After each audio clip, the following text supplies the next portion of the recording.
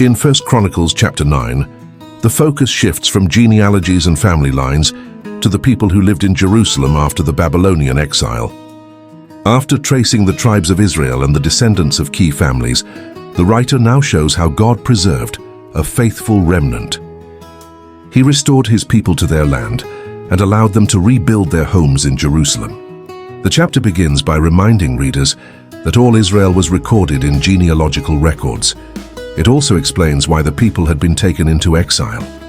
The nation had been unfaithful to the Lord, and because of their disobedience, many were carried away to Babylon. Yet exile was not the end of the story.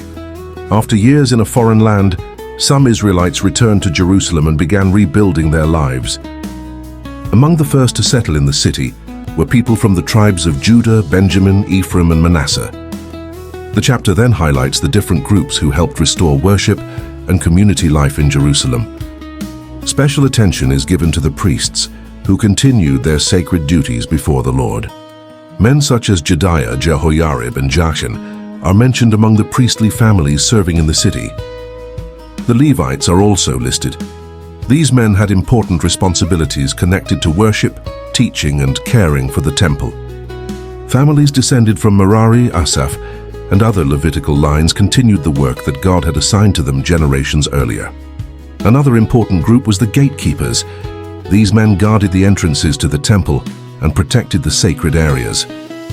Their responsibilities were not merely practical, they helped preserve the holiness and order of worship.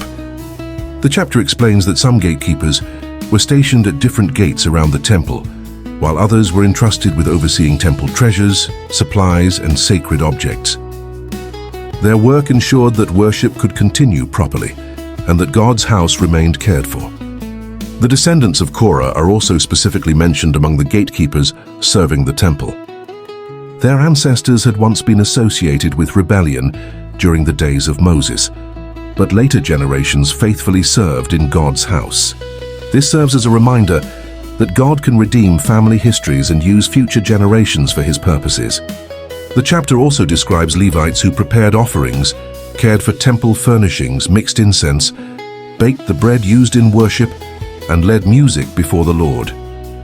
Some musicians served day and night because their ministry of praise was considered a full-time responsibility. These details reveal how worship in Israel involved many different people working together. Priests, Levites, singers, gatekeepers, and servants each played a role in honoring God. Toward the end of the chapter, the genealogy returns briefly to the family of Saul. The descendants of Jael of Gibeon are listed again, leading to Kish, the father of Saul. Saul's sons, including Jonathan, Malchishua, Abinadab, and Eshbaal, are mentioned, along with later descendants through Jonathan's family line. This final section serves as a bridge to the narrative chapters that follow.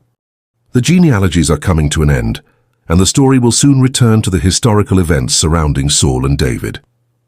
The key message of this chapter is that God preserves his people even after judgment. Though Israel experienced exile because of unfaithfulness, God brought a remnant back and restored worship in Jerusalem. Through priests, Levites, gatekeepers, and ordinary families, God's sacred purposes continued in Jerusalem. Next comes 1 Chronicles chapter 10, where the focus shifts from genealogies to history. The tragic death of King Saul marks the end of one era and prepares the way for King David.